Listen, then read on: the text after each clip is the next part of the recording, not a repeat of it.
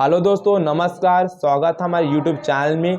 दोस्तों मैं कक्षा 10वीं अम्ल क्षार और लवण का दोस्तों पिछले साल जितने भी प्रश्न पूछे गए थे सभी का उत्तर आपको बताने वाला हूं। साथ ही साथ 4-5 प्रश्न अपने से भी ऐड किया हूं जो इस बार पूछे जा सकते हैं। जितना क्वेश्चन आपको चैप्टर 2 से कराऊंगा दोस्तों पूरा वही सेम टू सेम रिपीट होगा।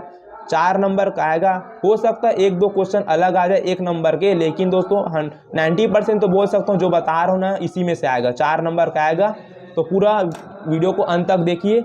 पहला क्वेश्चन है, किस विलयन का ऑक्साइड जलीय विलयन में अम्लीय होता है? तो इसका राइट आंसर है कार्बन डाइऑक्साइड। कार्बन डाइऑक्साइड क्या है दोस्तों? कार्बन अधातु है और ये क्या है? ऑक्साइड। तो अधातु ऑक्साइड जो होते हैं वो अम्लीय होते हैं। तो CO2 क्या है? अम्लीय। जैसे मैग्नीशियम को देखो तो मैग्नीशियम क्या है? धातु है। धातु के ऑक्साइड क्या होते हैं? क्षारीय होती हैं। तो क्वेश्चन में हमको क्षारीय तो नहीं पूछा था, अम्लीय पूछा था। तो अधातु होते हैं, इसके ऑक्साइड अम्लीय होते हैं, तो कार्बन डाइऑक्साइड। और ये क्या था? जल। जल तो उदासीन होती हैं, तो इसका ऑप्शन तो ये होगा ही नहीं। होगा क्या? नहीं होगा। और मैग्नीशियम क्या? धातु है, तो धातु तो होगा नहीं। और ये क्या है? सोडियम। सोडियम भी धातु है।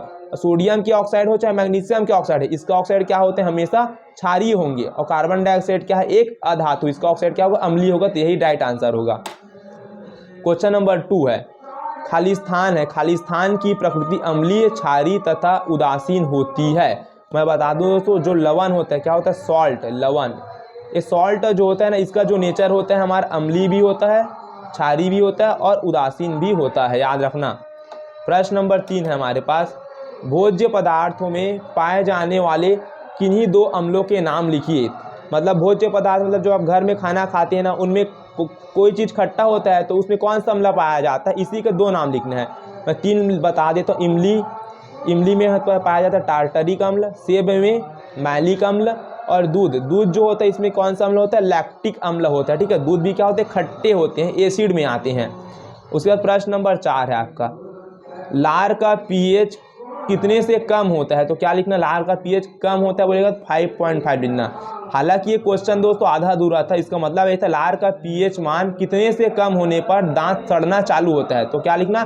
5.5 लिखना, याद रखना। 5.5 से लार का पीएच मान कम होता है, दांत जो होता है सड़ना स्टार्ट हो जाता है।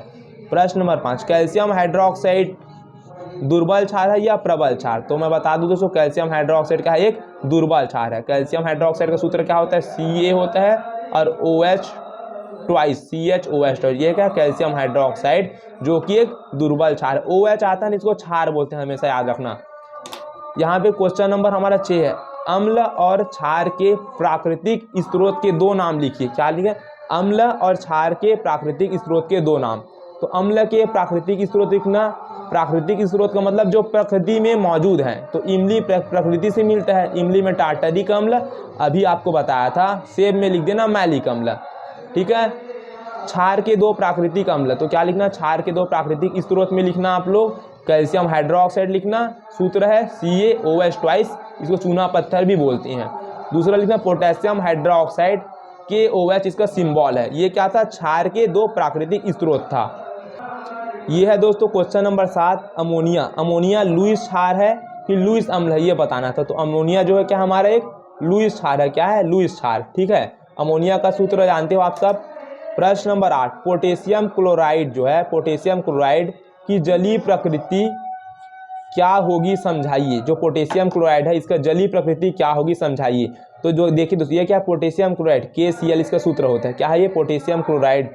तो पोटेशियम क्लोराइड कुछ नहीं करना, ये क्या होता है? प्लस और ये वाला माइनस, तो कुछ नहीं करना आपको। पोटेशियम क्लोराइड क्वेश्चन में दिया था, तो K होता है ना, K वाला प्लस वाला, तो प्लस वाला K को इधर लिख लेना।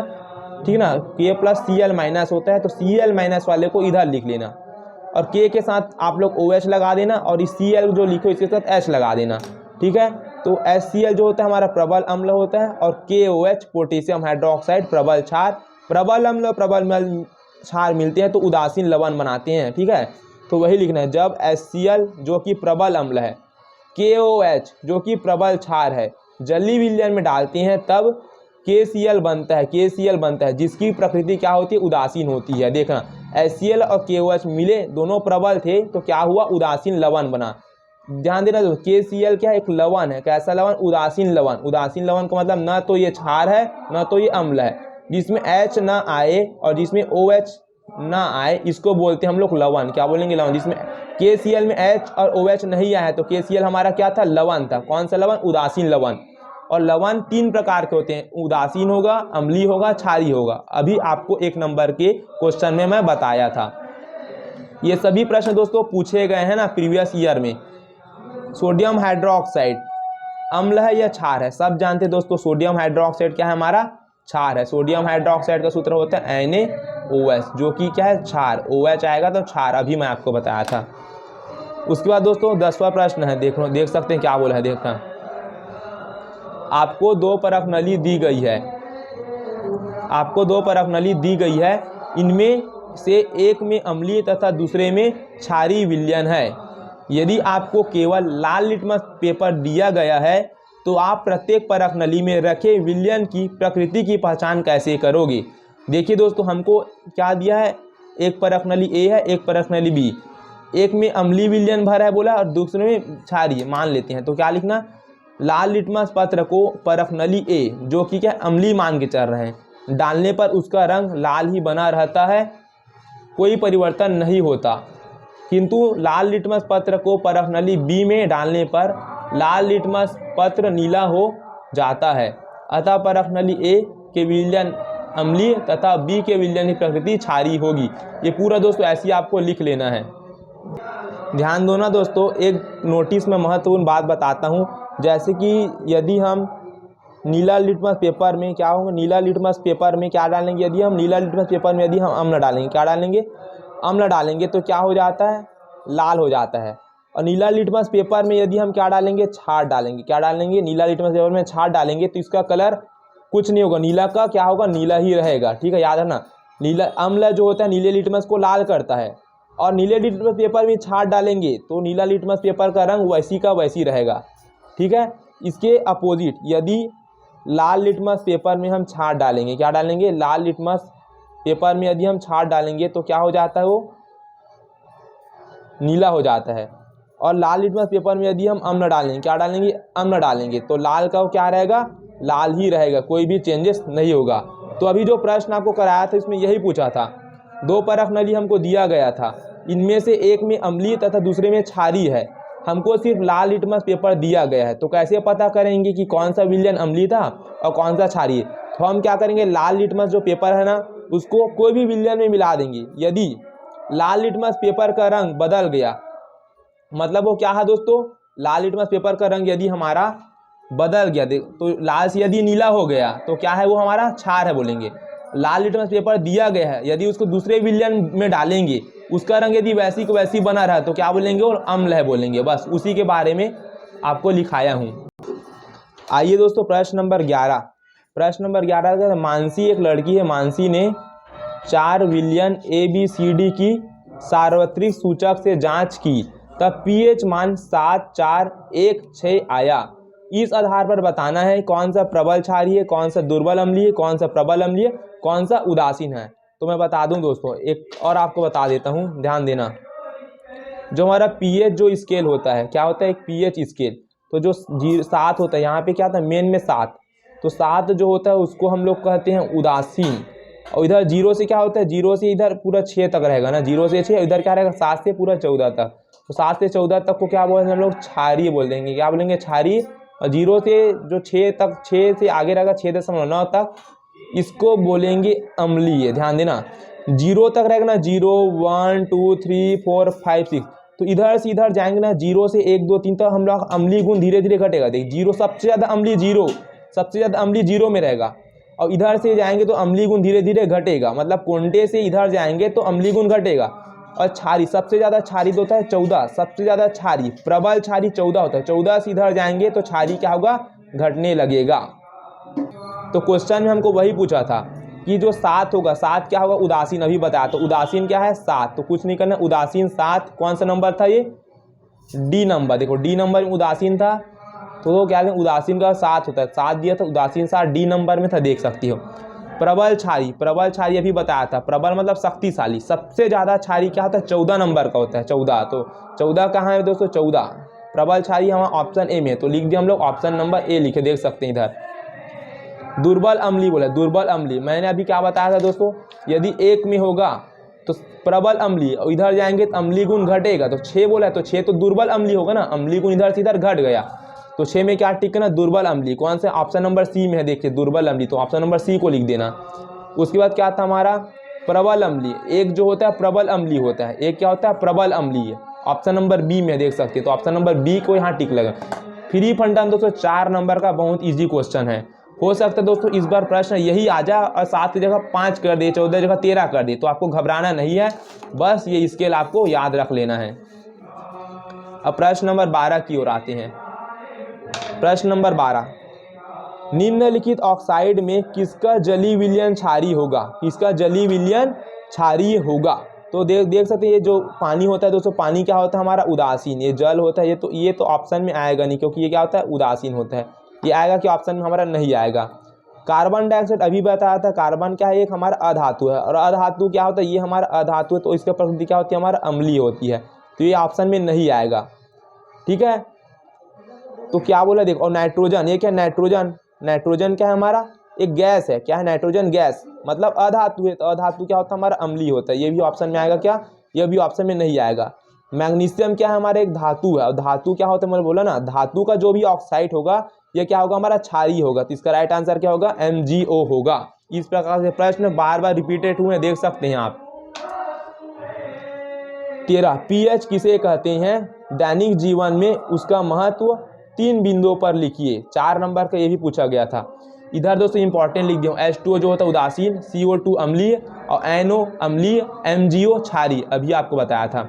तो pH किसे कहते हैं परिभाषा में लिखना, अम्ल और क्षार का मान बताने के लिए सोरेनसन नामक वैज्ञानिक ने एक स्केल बनाया जिसे pH स्केल कहते हैं। ये pH स्केल इस प्रकार डायग्राम बना लेना।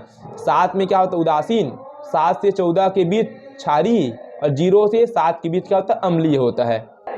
अब दैनिक जीवन में 3 महत्व भी पूछा गया था, तो pH का दैनिक जीवन में 3 महत्व। पहला लिखना पाचन की क्रिया में pH इंपॉर्टेंट है, मिट्टी का pH और फसल का उत्पादन, तीसरा pH पौधा व जंतु दोनों के लिए क्या है आवश्यक है। 14 नंबर का क्वेश्चन था उदासीन विलयन का pH कितना होता है, तो उदासीन विलयन का pH कितना होता है 7 होता है, अभी आपको बताया था। जो हमारा pH बनता है उदासीन था कितना था 7 था, ठीक है। प्रश्न नंबर 15, अचार को तांबा और एल्यूमिनियम के बर्तन में क्यों नहीं रखा जाता है। तो क्या लिखना दोस्तों, अचार को तांबा और एल्यूमिनियम के बर्तन में नहीं रखा जाता क्योंकि अचार तांबे और एल्यूमिनियम से क्रिया करके विषैला पदार्थ बनाता है जो शरीर के लिए हानिकारक होता है। जो अचार होता है दोस्तों और जो तांबा होता है वो उसको यदि हम लोग एल्यूमिनियम के बर्तन में रखेंगे तो अचार और तांबा में अम्ल पाया जाता है, जो एल्यूमिनियम और तांबे से क्या करता है क्रिया करता है और एक विषैला पदार्थ बनाता है जिसको हम खाने से हमारा बीमारी हो सकता है। इसलिए अचार और तांबे को हम लोग एल्यूमिनियम के बर्तन में नहीं रखते। किस में रखते हैं आप सब जानते हैं, बर्नी में रखते हैं। देखना अपने घर में अचार जो होता है ना चटनी। घ्राण संवेदी सूचक क्या है 16 नंबर। तो मैं बता दूँ तो जो घ्राण सूचक होता है ना, घ्राण इसको ना जो अंधे लोग इस्तेमाल करते हैं, दृष्टिबाधित। कौन? दृष्टिबाधित, जो देख नहीं पाते। तो देख नहीं पाते दृष्टिबाधित लोग तो सूंघ तो पाते हैं, तो उन लोग किसके इस्तेमाल करते हैं? प्याज, क्योंकि प्याज को सूंघ पाते हैं। बता देता हूँ आपको, जो प्याज जो होता है दोस्तों, प्याज इसमें अभी हम प्याज में अम्ल डालेंगे, प्याज में अम्ल डालते हैं तो इसका रंग क्या, तो इसका जो सेंट होता है दोस्तों एकदम ज़्यादा सेंट आता है। क्या? प्याज में यदि अम्ल डालते हैं तो ज़्यादा सेंट आने लगता है। तो जो अंधे लोग होते हैं ना, उसको पहले प्याज को सूंघा दो, उसके बाद अम्ल डाल के सूंघा दो, ज़्यादा सेंट आएगा तो अंधा समझ जाएगा कि इसमें अम्ल मिला है। और प्याज में यदि हम लोग छार डालेंगे, क्या डालेंगे? छार डालेंगे, तो प्याज का जो सेंट है धीरे धीरे गायब होने लगता है। तो अंधे लोग को सुखा दोगे तो समझ जाएगा प्याज का सेंट गायब हो रहा है, मतलब पक्का प्याज में छार मिला है। तो अंधे लोग को बोलते हैं दृष्टिबाधित। क्या बोलते हैं? दृष्टिबाधित। दृष्टिबाधित लोग अम्ल और छार का प्रयोग कैसे करते हैं? तो घ्राण सूचक से। कैसे करते हैं? घ्राण सूचक। घ्राण मतलब सूंघने वाला सूचक, जो कि क्या हमारा प्याज है और क्या है, लौंग का तेल है, ये सब घ्राण सूचक है। तो किसमें टिक करना? प्याज में। मेथिल ऑलिन घ्राण सूचक नहीं है, और हल्दी भी घ्राण सूचक में नहीं आएगा। ये भी नहीं, ये भी नहीं और ये भी नहीं, प्याज है। प्रश्न नंबर 17, सेब में कौन सा अम्ल पाया जाता है? तो सेब में कौन सा अम्ल पाया जाता है? सेब में पाया जाता है मैलिक अम्ल। क्या लिखना? सेब में हमारा पाया जाता है मैलिक अम्ल पाया जाता है, मैलिक अम्ल। प्रश्न नंबर 18, MgCl2 मैग्नीशियम क्लोराइड में एक अम्लीय व एक क्षारीय मूलक अलग करके आवेश सहित लिखिए। ठीक है, तो MgCl2 तो क्या लिखना, Mg लिखना, और ये जो 2 था, ये जो दो था यहाँ पे प्लस लगाना, Mg2 प्लस, और Cl जो था ना क्लोरीन, इसमें एक माइनस लगा के लिखना। आवेश सहित लिखना था, तो ऊपर में जो +2 -1 यही क्या आवेश है। जो प्लस वाला होता है इसको बोलते हैं अम्लीय मूलक, तो नीचे में अम्लीय मूलक लिखना। जो माइनस वाला होता है इसको बोलते हैं क्षारीय मूलक, तो इसमें क्या लिखना, सॉरी दोस्तों, जो माइनस वाला होता है ना इसको अम्लीय मूलक बोलते हैं, और जो प्लस वाला तो क्षारीय मूलक, तो इसमें लिखना क्षारीय मूलक। इस प्रकार प्रश्न आपके आते हैं। प्रश्न नंबर 19, मधुमक्खी के मारने से यानी कि काटने से कौन सा स्रावित होता है। तो इसका राइट आंसर फॉर्मिक अम्ल। सबको मालूम होगा क्या होता है, फॉर्मिक अम्ल। प्रश्न नंबर हमारा 20 था, उदासीनीकरण अभिक्रिया किसे कहते हैं। 2 उदाहरण दीजिए। उदासीनीकरण अभिक्रिया हेडिंग डालना, आगे लिखना, अम्ल व क्षार की क्रिया करके, अम्ल व क्षार क्रिया करके लवण व जल बनाते हैं, उसे उदासीनीकरण अभिक्रिया कहते हैं। 2 उदाहरण लिखना, 4 नंबर में प्रश्न पूछा गया। उदाहरण 1 में लिखना HCl, ये क्या है, हाइड्रोक्लोरिक अम्ल है, और NaOH ये क्या है, क्षार है, सोडियम हाइड्रोक्साइड। तो क्या बनेगा, NaCl, देखना इधर का Na जोड़ना, इधर का Na को, और यहाँ के Cl को, तो NaCl, H और ये H H2 हो गया, और ये O तो H2O हो गया। ठीक है, NaCl क्या हमारा लवण है, क्या है लवण, और H2O क्या हमारा जल, और ये क्या था अम्ल था, और ये क्या था हमारा क्षार। तो अम्ल और क्षार मिलकर लवण और जल बनाते हैं। और दूसरा उदाहरण में दोस्तों ये लिख लेना, H2SO4 लिख लेना, तनु सल्फ्यूरिक अम्ल, और ये पोटेशियम हाइड्रोक्साइड, और ये लिख लेना। ठीक है, 2 ठो आपको याद कर लेना है। NO- मूलक की प्रकृति क्या होगी, मैं आपको बताया दोस्तों। यदि माइनस आ गया, देख सकते हैं यहाँ पे क्या आया, माइनस आ गया। माइनस आ गया ना तो उसको बोलेंगे अम्लीय मूलक, क्या बोलेंगे, अम्लीय। और प्लस आ गया उसको क्या बोलेंगे, क्षारीय। अभी आपको बताया था, ये देख सकते हैं कहाँ चले गया। अभी हम लोग बनाए थे दोस्तों, जैसे यहाँ पे बनाएंगे, देखिए यहाँ पे जैसे SO4 2- आ गया, ये कौन सा मूलक, अम्लीय। Cu+ आ गया, ये कौन सा मूलक, क्षारीय। NO-3 अम्लीय, और K+ क्षारीय। तो माइनस वाला आ गया उसको अम्लीय, और प्लस वाला आ गया उसको क्षारीय टिक करना है। ठीक है, तो यहाँ पे माइनस आया था तो किस में टिक मारे हम लोग, अम्लीय में टिक मारे। 22वां अब इसी को करना है। CuSO4 कॉपर सल्फेट तथा KNO3 पोटेशियम नाइट्रेट अम्लीय क्षारीय मूलक अलग करना है, आवेश सहित लिखना है। अभी ऐसा वाला क्वेश्चन और बनाए थे। तो CuSO4 KNO3, मैं अभी बोला था Cu+ लिखना, SO4 जब भी लिखेंगे, इसमें 2- लिखना है। कौन सा मूलक है ये, माइनस वाला अम्लीय मूलक। KNO3 तो K के ऊपर प्लस लगाना, और NO3 जब भी आता है तो यहाँ पे 1- लिख देना। ठीक है, अब आते 23वां नंबर। 23वां नंबर में क्या था देखना। 23वां नंबर दोस्तों पूछा नहीं गया है एक भी बार, अपने से लिया हूँ, हो सकता है इस बार आ सके। अधात्विक ऑक्साइड की प्रकृति अम्लीय होती है, उदाहरण दीजिए। अभी आपको बताया था कार्बन डाइऑक्साइड वाला CO2, कार्बन क्या था, अधातु था, और ये क्या ऑक्सीजन। तो कार्बन और ऑक्सीजन अधातु है, और ये ऑक्साइड है, तो क्या बोलते हैं, ऑक्साइड। तो अधात्विक ऑक्साइड इसकी प्रकृति क्या होती है, अम्लीय होती है। तो वही पूछा है, उसको समझाना है। तो लिखना, जब क्षार की क्रिया अधात्विक ऑक्साइड से कराई जाती है तब लवण व जल बनता है। ऐसा तभी संभव है जब अधात्विक ऑक्साइड की प्रकृति अम्लीय होगी। और लिख लेना दोस्तों एक उदाहरण, NaOH लिख लेना, 2NaOH, CO2, Na2CO3 एक लवण है, और ये क्या H2O जल है। इसको समझा देता हूँ आपको ताकि पूरा क्लियर हो जाएगा। देखना दोस्तों, हमेशा याद रखना, जैसे कि NaOH प्लस CO2 ये मिल के क्या बनाया था अभी, Na2CO3 प्लस H2A, ये क्या हमारा था, लवण था, और ये क्या हमारा था, जल था। ये क्या था, Na2 हम जानते हैं। और अभी हम जानते हैं दोस्तों, अम्ल जो होता है और क्षार जो होता है, उदासीनीकरण अभिक्रिया में पढ़े, अम्ल और क्षार जब मिलता है तो लवण बनता है, और क्या बनता है हमारा, जल बनता है। अम्ल और क्षार मिलते हैं तो लवण और जल बनता है। तो ध्यान देना दोस्तों, NaOH क्या था हमारा, क्षार था, क्या था हमारा, क्षार। देख सकते हैं दोस्तों, क्षार था, और कार्बन डाइऑक्साइड क्या था, अधात्विक ऑक्साइड था। क्षार और अधात्विक ऑक्साइड को मिलाए फिर भी हमारा लवण बना और जल बना। और हम जानते हैं कि अम्ल और क्षार मिलता है तभी लवण और जल बनता है, लेकिन यहाँ पे सिर्फ क्षार था। तो कंफर्म है दोस्तों, ये CO2 जो है ना, कार्बन डाइऑक्साइड अधात्विक ऑक्साइड, ये अम्ल की तरह काम किया है। किसकी तरह, अम्ल की तरह। तभी तो ये क्षार और ये अम्ल मिलकर लवण और जल बना। लवण और जल तभी बनेगा जब अम्ल और क्षार मिलेगा। हमारे पास क्षार था और अधातु ऑक्साइड, फिर भी लवण और जल बना। ऐसा तभी होगा जब ये अधातु ऑक्साइड अम्ल की तरह क्या करेगा, काम करेगा।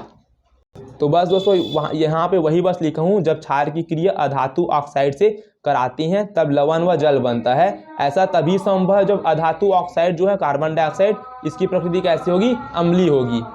ज़्यादा क्वेश्चन नहीं बचा दोस्तों, लास्ट की तरफ आ रहे हैं। सही जोड़ी है, पूरा जितना भी एग्जाम में आता है सब सही जोड़ी को एक ही में लिख दिया हूँ। सही जोड़ी मिलाइए। जैसे pH 7 था, pH 7 किसका होता है हमारा, उदासीन का, तो उदासीन में टिक करना। साधारण नमक दूसरा, सोडियम क्लोराइड को बोलते हैं साधारण नमक। सेब में क्या पाया जाता है, मैलिक अम्ल, तीसरा इसका सही आंसर है। पूरा टिक क्यों नहीं इधर, इमली में क्या पाया जाता है, तो टार्टरिक अम्ल, तो ये टार्टरिक अम्ल इमली का हो जाएगा। खाने का सोडा, 5वां नंबर, खाने का सोडा को बोलते हैं सोडियम हाइड्रोजन कार्बोनेट। क्या बोलते हैं, सोडियम हाइड्रोजन कार्बोनेट। टमाटर, 6वां नंबर, टमाटर में क्या पाया जाता है दोस्तों, ऑक्जेलिक अम्ल। क्या पाया जाता है टमाटर में, ऑक्जेलिक अम्ल। धावन सोडा, कपड़े धोने का सोडा, 7वां नंबर। कपड़े धोने के सोडे को क्या बोलते हैं दोस्तों, देखो 7वां नंबर कहाँ पे है, सोडियम कार्बोनेट। ये बाजू में लिखा हूँ सोडियम कार्बोनेट। सोडियम हाइड्रोक्साइड क्या है हमारा, सोडियम हाइड्रो, 8वां नंबर। सोडियम हाइड्रोक्साइड क्या है हमारा, ये क्षार है। उसके बाद देखना अम्लीय विलयन क्या होता है, अम्लीय विलयन का pH 7 से ज़्यादा होता है। क्या होता है अम्लीय विलयन का pH क्या होता है, 7 से कम होता है, ये गलत। अच्छा, अम्लीय विलयन का pH 7 से क्या होता है, कम होता है। 9वां नंबर होता है, 9वां का सही आंसर ये है, ये वाला आएगा ना इसमें, 7 से कम। देखो बाजू में ना सही आंसर लिखा हूँ। क्षारीय विलयन का 10वें नंबर में देखो, तो क्षारीय विलयन क्या होता है, इसका pH 7 से ज़्यादा, 10वां का देख सकते हैं 7 से ज़्यादा।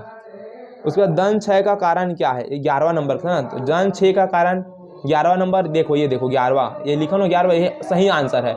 दंत क्षय कब होता है, जब pH लार का 5.5 से कम होता है। प्रबल क्षार 12वां नंबर है, प्रबल क्षार 12वां नंबर का देखो कहाँ पे है, 12वां कहाँ पे लिखा हूँ, ये प्रबल क्षार NaOH, सोडियम हाइड्रोक्साइड का एक प्रबल क्षार। देखो ये जो डिब्बा में लिखा ना यही सही आंसर है ना। जैसे पहला था pH 7, तो पहले का सही आंसर ये पहला वाला, ये लिखो पहला पॉइंट डाल के। और साधारण नमक दूसरे नंबर में, दूसरे का सही आंसर ये था, दूसरा डाल के लिखा हूँ। इस प्रकार देख लेना, ठीक है। PDF भेज दूंगा टेलीग्राम में, टेलीग्राम जाके डाउनलोड कर लो और डिस्क्रिप्शन बॉक्स में लिंक है। 25वां है, इनमें से कौन सा लवण अम्लीय है, तो NH4Cl जो होता है ये अम्लीय होता है, ठीक है। इनमें से कौन सा प्रबल अम्ल नहीं है, CH3COH प्रबल अम्ल नहीं है। ये प्रबल अम्ल है, ये भी प्रबल अम्ल है, ये भी प्रबल अम्ल है, लेकिन ये CH3COH प्रबल अम्ल हमारा क्या है, नहीं है, इसी टिक मानना। ताजे दूध का जो pH मान होता है वो क्या होता है, 6 है। दही बनने पर pH क्या होता है, तो दोस्तों जो दूध का pH होता है ना वो 6 होता है। दही बनाते हैं ना तो pH कम होता है। क्यों दोस्तों, pH कम का मतलब ज़्यादा खट्टा। दही, दूध को देखना, दूध जब दही बनता है ना तो दूध से वो बहुत खट्टा लगता है, तो उसका pH कम हो जाता है। तो ताजे दूध का मान pH मान 6 होता है और दही बनने पर pH क्या होता है, 6 से कम हो जाता है। ऐसे लिख देना बस, कम हो जाता है। लास्ट दोस्तों 28 और 29 बचे हैं। दृष्टिबाधित छात्र मतलब जो अंधे होते हैं, जो देख नहीं सकते, किन किन सूचक का प्रयोग कर अम्ल व क्षार की पहचान कर सकता है। मैं आपको बताया था, जो दृष्टिबाधित छात्र घ्राण सूचक, सूंघने वाला सूचक, जैसे प्याज, लौंग का तेल आदि का प्रयोग कर अम्ल व क्षार की पहचान कर सकता है। बस ये लिखना है। सल्फ्यूरिक अम्ल प्रबल तथा अमोनियम हाइड्रोक्साइड दुर्बल क्षार है, क्यों, समझाइए। तो क्या लिखना, सल्फ्यूरिक अम्ल जलीय विलयन में ज़्यादा आयनित होते हैं, जबकि अमोनियम हाइड्रोक्साइड जलीय विलयन में कम आयनित होते हैं। अतः सल्फ्यूरिक अम्ल प्रबल तथा अमोनियम हाइड्रोक्साइड दुर्बल क्षार है। देखिए दोस्तों, जो भी प्रबल होगा ना, प्रबल उसको यदि पानी में डालेंगे तो ज़्यादा आयनित होगा, और जो दुर्बल होगा ना उसको पानी में डालने पर वो कम आयनित होगा। बस वही लिखना है। देखो सल्फ्यूरिक अम्ल जलीय विलयन में ज़्यादा आयनित हो रहे हैं, इसलिए प्रबल है, जबकि अमोनियम हाइड्रोक्साइड जलीय विलयन में कम आयनित हो रहे हैं, इसलिए क्या है, अमोनियम हाइड्रोक्साइड दुर्बल क्षार है। बस इतना लिखना है। तो ये रहा दोस्तों चैप्टर नंबर 2 अम्ल क्षार और लवण का पूरा डिटेल्स। लगभग आधा घंटा का वीडियो बन चुका है। 4 नंबर यहाँ से फिक्स, इससे बाहर लगभग कुछ भी नहीं आएगा दोस्तों। आ गया वो बात अलग है, लेकिन उम्मीद करता हूँ अभी तक ऐसा नहीं हुआ, ना ही होगा। चैनल को सब्सक्राइब कर लो, और जितना ज़्यादा लाइक करोगे, कमेंट करोगे, शेयर करोगे, तभी मैं नेक्स्ट वीडियो बनाऊंगा नेक्स्ट चैप्टर के प्रीवियस ईयर क्वेश्चन पेपर की तरह।